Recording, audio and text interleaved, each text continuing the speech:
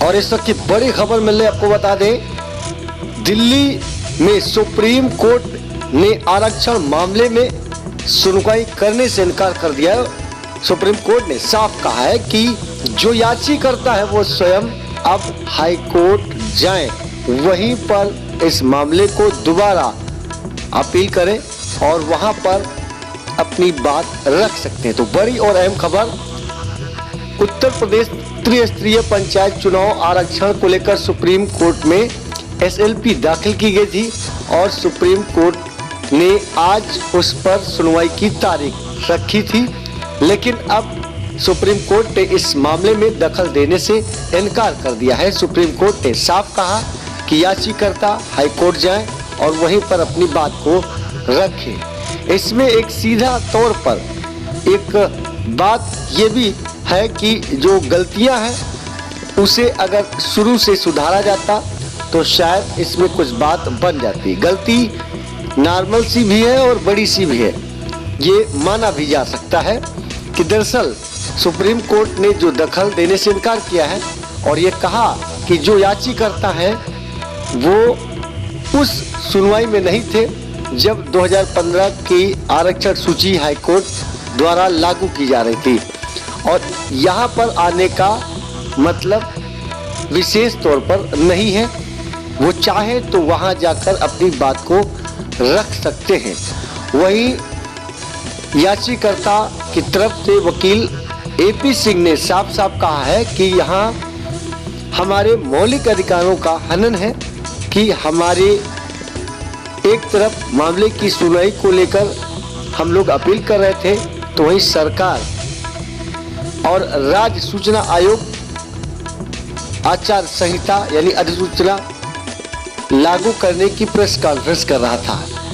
बात को सुना जाता और हम फिर भी हाई कोर्ट को जाएंगे और इसमें अपनी बात को रखेंगे। तो बड़ी और अहम खबर, सुप्रीम कोर्ट से उत्तर प्रदेश को अब राहत मिलती दिख रही है।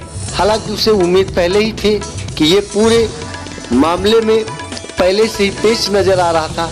जैसा कि बताया जा रहा था कि 1995 की आरक्षण सूची जो चक्रानुक्रम बनाया गया था उस पर प्रत्याशी चुनावी मैदान में थे और उनकी सारी प्रतिष्ठा दांव पर लगी थी, और उसी के अनुसार वो पिछले कई महीनों से लगातार प्रयास में थे। कुछ प्रत्याशी ऐसे थे जो अपनी जमीनें बेचकर इस चुनावी मैदान में कूदे थे।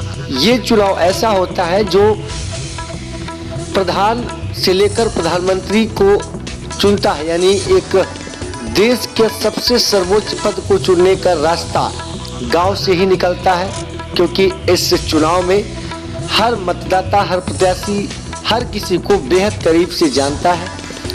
और इसी आरक्षण सूची पर एसएलपी दाखिल की गई थी और आज 26 मार्च को उसकी सुनवाई थी, लेकिन सुप्रीम कोर्ट ने साफ इनकार कर दिया।